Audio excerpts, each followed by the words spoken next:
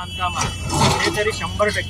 ते फक्त इथंच नाही, पूर्ण शहरामध्ये, छत्रपती संभाजीनगर शहरामध्ये जे काही बांधकाम रस्त्याच्या बाजूला आहे किंवा आत आहे, जर बांधकाम परवानगी घेतला नसेल हे सर्व बांधकाम जे आहे ते तोडलं जाणार आहे.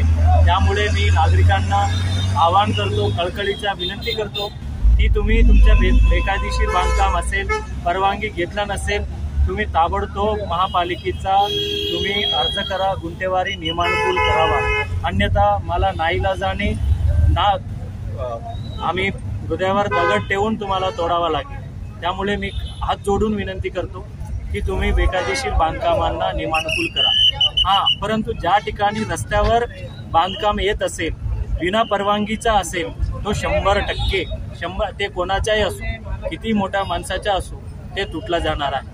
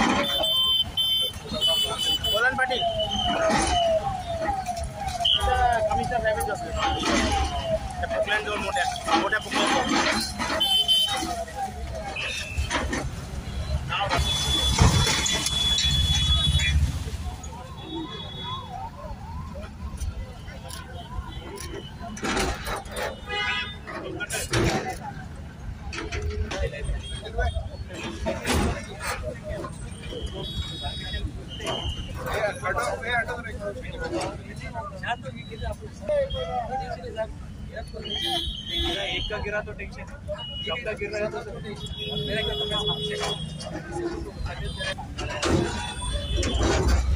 जब आप रोड बनाएंगे तब तक जगह संभाल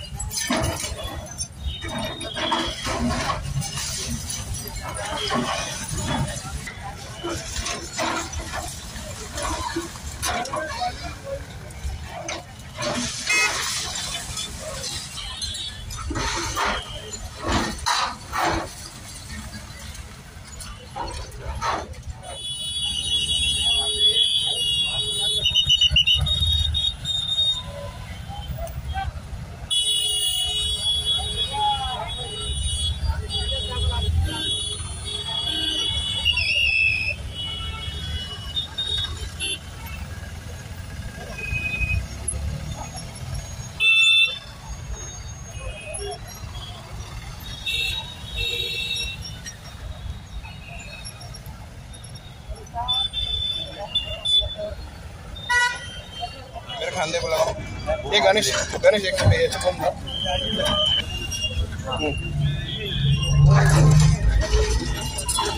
आज छत्रपती संभाजीनगर महानगरपालिका शहरांतर्गत विशेष करून कॅन्टोन्मेंट नाकापासून दौलताबाद टी पॉईंट पर्यंत जे महानगरपालिका हद्दीमध्ये सर्व बेकायदेशीर बांधकाम, त्या बांधकामांना परवानगीच नाही आहे अशा सर्व बांधकामे पाडण्याचा मोहीम पूर्ण शहरभर आपण सुरू केलेला आहे. प्रथमतः आपण बीड बायपासपासून देवलाई रोडपर्यंत आपण केला.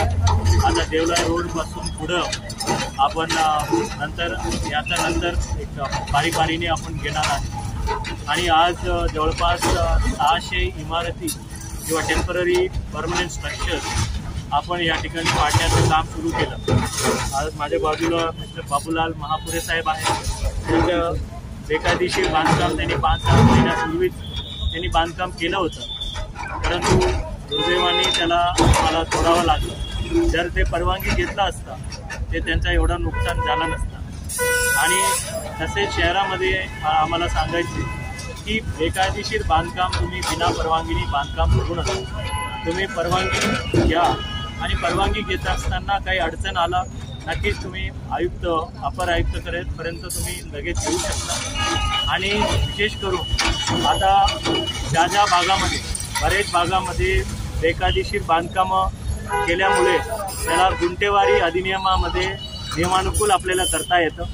31 डिसेंबर 2020 पूर्वी जे काही बांधकामं उभे आहे त्या सर्व बांधकामं जर ते नियमानुकूल करता येत असेल, म्हणजे ज्या ठिकाणी रस्ता नाही आहे, गार्डन त्या भागामध्ये येत नसेल, त्या गुंठेवारी आम्ही करू, जेणेकरून लोकांना पाडापाडीपासून आम्ही त्याला थांबवू शकतो.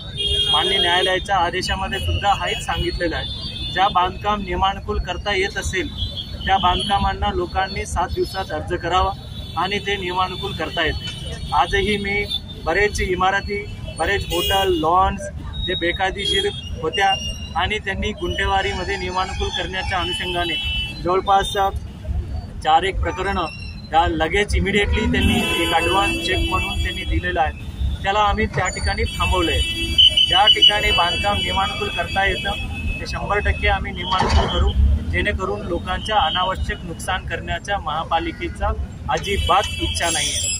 बांधकाम हे तरी 100%, ते फक्त इथंच नाही, पूर्ण शहरामध्ये, छत्रपती संभाजीनगर शहरामध्ये जे काही बांधकाम रस्त्याच्या बाजूला आहे किंवा आत आहे, जर बांधकाम परवानगी घेतला नसेल हे सर्व बांधकाम जे आहे ते तोडलं जाणार आहे.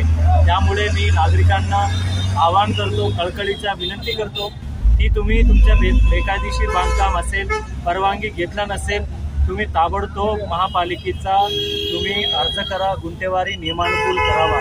अन्यथा मला नाईलाजाने आम्ही हृदयावर दगड ठेवून तुम्हाला तोडावा लागेल. त्यामुळे मी हात जोडून विनंती करतो की तुम्ही बेकायदेशीर बांधकामांना नियमानुकूल करा.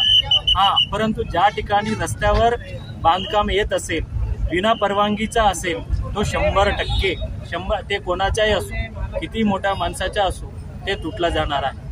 आणि ज्या ठिकाणी परवानगी घेऊन पुढे येऊन सरकला असेल, रस्त्याचा अतिक्रमण करत असेल, त्याही बांधकामं तोडलं जाणार आहे. आणि एक महत्त्वाचा प्रश्न लोक विचारत आहेत हे की लगेच रस्ता करणार आहे का? 100% ज्या ठिकाणी ज्या रस्त्यासाठी लोकांनी ऑलरेडी महापालिकेला जागा हँडओव्हर केलेली असेल त्या ठिकाणी आम्ही 100% रस्ता करणार. परंतु ज्या लोकांनी अजून हँडओव्हर केले नसेल त्या ठिकाणी आम्ही जोर जबरदस्तीने काहीही करणार नाही. त्याला शासकीय प्रक्रिया, ज्यामध्ये TDR असेल किंवा लँड ॲक्विजिशन ॲक्ट असेल, त्या माध्यमातूनच आम्ही घेऊन लोकांना हे मोबदला करणार आहे. त्यामुळे अजून एक विनंती करतो, बरेच लोकांना ह्या विकास चांगला वाटतो. ज्या लोकांना गरीब जो कोणी बेघर होत असेल, आपण ऑगस्ट 15पर्यंत त्यांना मुभा दिलेला आहे, परंतु तरी त्यांना बेघर होत असेल, काही सामाजिक संस्थांना मी विनंती करतो त्याला जबाबदारी घ्यावा. शासन म्हणून 2.5 लाख रुपये PMAY मध्ये आणि 2 लाख रुपये लेबर डिपार्टमेंटच्या माध्यमातून 4.5 लाख रुपये भेटतात. अजून काही लोकांनी हा सामाजिक जबाबदारी उचलून जर केला, मग हा शहर विकास होत असताना कोणीही माघार किंवा बेघर राहणार नाही. एवढंच मी या ठिकाणी आवाहन करतो. ठीक आहे. सर हिंदी